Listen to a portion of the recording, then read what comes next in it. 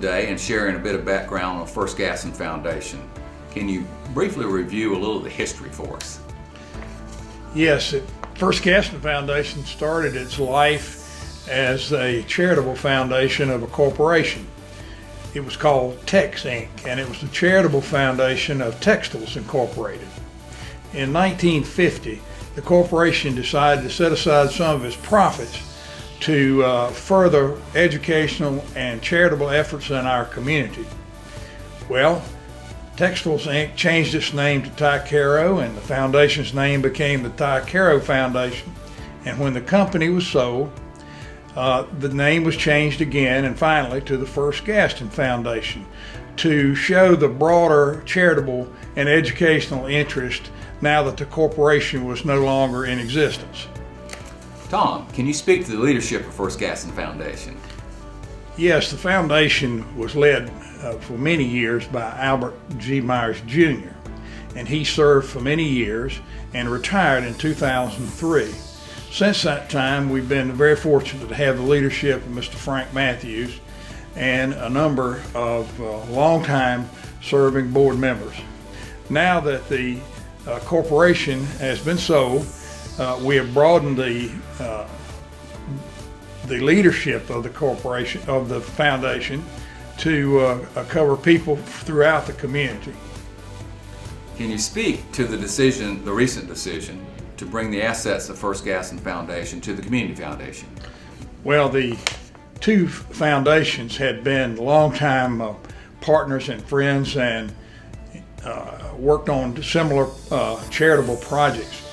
But we found that operating a private foundation was becoming increasingly expensive, and as regulation became more complex, it seemed sensible for us to talk about combining.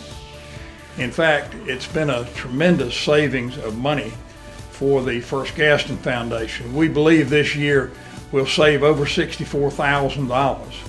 Well, that means a couple of scholarships, or it means a lot of charities we can do with money that was unnecessarily spent in our administrative process. The First Gaston Foundation has been known over the years for the Albert G. Myers Scholarship. This has been a flagship in our community of scholarships for people. How was this scholarship, or was it affected by the change? The scholarship was founded in 1953, and it was limited to the employees of Textiles Incorporated. And it was named for the first chairman of Textiles Incorporated, Mr. Albert G. Myers Sr. Mr. Myers was a banker and industrialist. Over the years, the purposes of the scholarship have changed. When the company was sold, it was broadened. The scholarship was broadened to cover all students who graduate from Gaston County high schools. Currently, we offer 8 $20,000 a year scholarships. It's the biggest scholarship program for high school students in Gaston County, and to date, we've given more than $4 million in scholarship aid. So basically the same program, no changes, and it'll go on as it has been. Well, when we became the First Gaston Foundation Fund of the Community Foundation, we set up one part of that transfer of funds as the Albert G. Myers Scholarship Fund, and that will ensure that the scholarship continues for many years to come.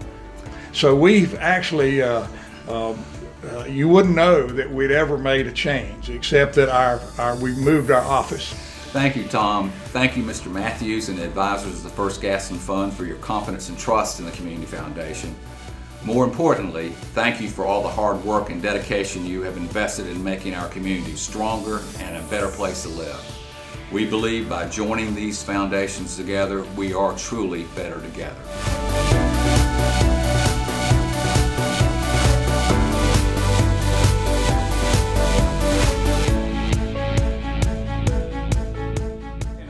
On behalf of the directors of the Community Foundations, congratulations on being honored as the winner of the Alan H. Sims Award. First of all, I'll say I'm I'm just humbled by this selection here of me, along with Alan Sims and all the other people who have committed themselves to involvement in the community and in various things that will help make Gaston County and the area here a better place to live. Henry, when anyone sees the list of organizations and number of areas that you've had impact, it is truly amazing, absolutely amazing. Can you share with us how you came to be so involved in our community? Well, it was a pretty natural step for me. I wanted to do something. I had been working for a large national bank prior to coming to Mount Holly, and I started out working in my church, and I also started working out in helping with some things in school as my children grew a little bit, and that's how I got involved with education from the day one.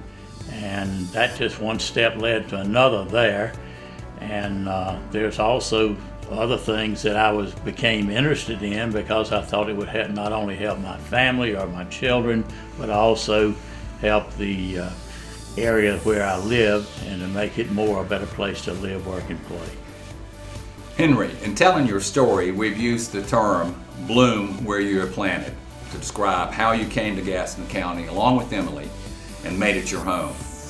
What advice do you have for newcomers or young folks starting their career and making a difference in their community? It was a natural step for me. I had done some civic work when I was at my first job right out of college, which was with the First National Bank of Atlanta. But this was natural for me, particularly when I was working in a family business and I had some opportunities to get involved in outside things, which I think was good for the business as well as for me in developing in my family. And I had opportunities that would lead me in different directions, but I feel like that I used those chances I had wisely to get to know other people, and that was one of the nice things about it, and met a whole lot of people, and one thing led to another, and before long, it was education channels, not just the local church thing.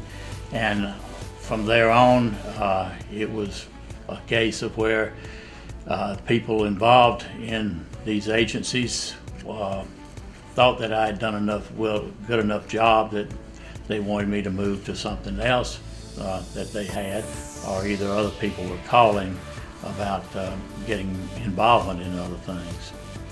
Well, Henry, thank you again and congratulations.